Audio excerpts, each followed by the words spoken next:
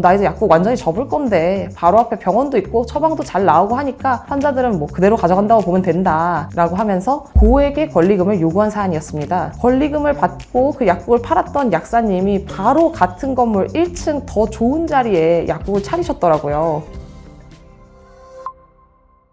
안녕하세요. 법무법인 도화의 조민경 변호사입니다. 약국 개국을 준비하고 계신 약사님들 아마 하루하루 설렘과 기대로 가득하실 텐데요. 하지만 동시에 수억 원이 오가는 큰 계약을 앞두고 혹시나 잘못되는 건 아닐까 하는 불안한 마음도 드실 겁니다. 특히 많은 약사님들이 가장 중요하게 생각하시는 것 중 하나가 바로 약국 자리에 대한 독점 문제일 텐데요. 큰맘 먹고 독점 자리라고 해서 비싼 권리금까지 주고 들어왔는데 얼마 지나지 않아 옆 칸에 새로운 약국이 생긴다면 정말 생각만 해도 끔찍하겠죠? 오늘은 우리 약사님들의 소중한 자산을 지키기 위해 약국 상가 계약 시 반드시 확인해야 할 두 가지 핵심 포인트, 업종 제한과 경업금지에 대해 알기 쉽게 설명해 드리겠습니다. 독점 약국에 있어서 가장 확실하고 강력한 보호막은 바로 최초의 분양계약서입니다. 우리 대법원은 건물을 처음 지어서 각 상가를 분양할 때부터 101호는 약국, 102호는 편의점 이렇게 업종을 정해뒀다면 나중에 그 상가를 사거나 빌려서 들어온 사람들도 처음에 그 약속을 암묵적으로 동의한 것으로 보고 지켜야 한다라는 입장을 취하고 있는데요. 어떻게 보면 상당히 상식적이죠. 그렇기 때문에 최초 분양계약서의 사소한 문구 하나로 업종 제한이 있는지 없는지에 대한 법원의 판단이 달라지는 경우도 많습니다. 그런데 생각보다 이 최초 분양계약서의 문구가 다양하고 특히 오래된 건물일수록 분양계약서가 수기로 상당히 모호하게 작성되어 있는 경우가 많아서 법적 분쟁이 생기게 됩니다. 우선 아주 모범적인 분양계약서 샘플을 하나 보면서 설명을 드리겠습니다. 보시는 것처럼 계약서 표지에 업종 지적, 약국,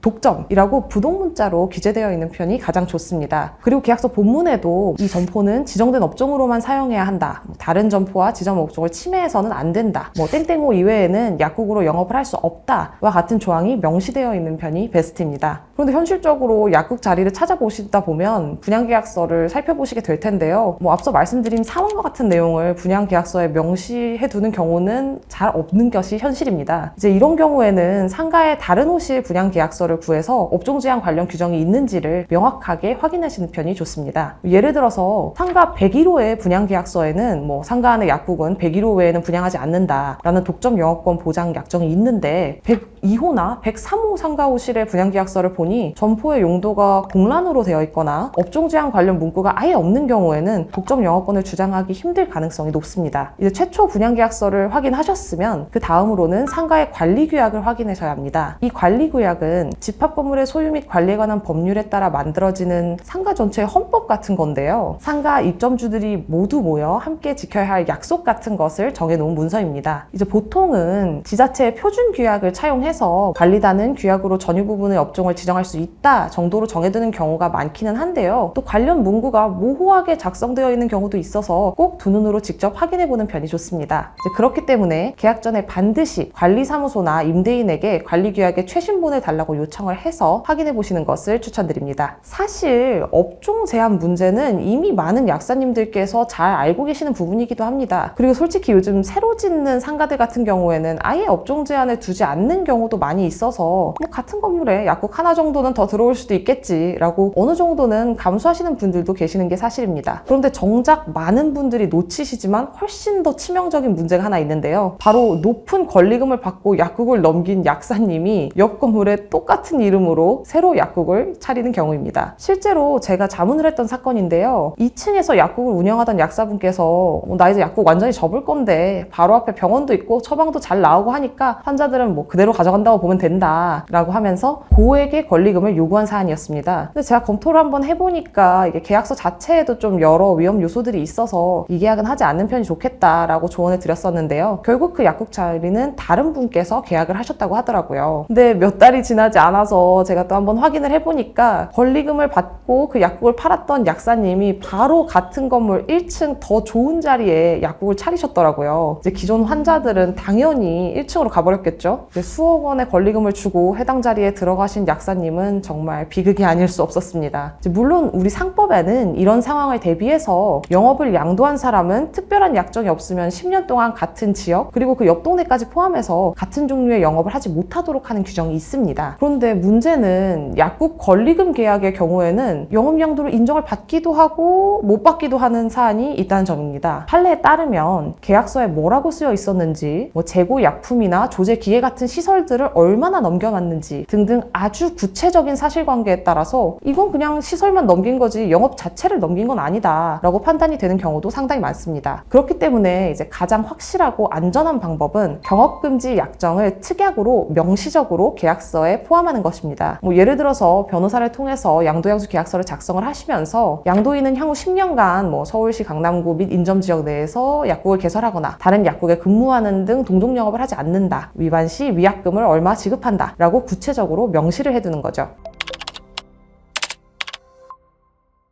오늘은 제가 두 가지 중요한 포인트를 짚어드렸지만 사실 이 영상 하나만 보고 수많은 변수가 숨어있는 계약을 약사님 혼자서 완벽하게 진행하시기란 매우 어려운 일입니다. 가장 좋은 예방법은 계약 도장을 찍기 전에 미리 법률 전문가의 도움을 받는 것입니다. 저희 법무법인 도화에서는 계곡 관련 법률 컨설팅을 통해서 해당 상가의 권리관계를 분석해드리고 약사님께 가장 유리하고 안전한 방향으로 계약서를 검토하고 작성해드리고 있습니다. 그리고 이미 계약을 한 후에도 여러 가지 할 수 있는 대응 방법이 있으니까요. 도움이 필요하시면 언제든지 우측 상단의 연락처로 문의 주시면 감사하겠습니다.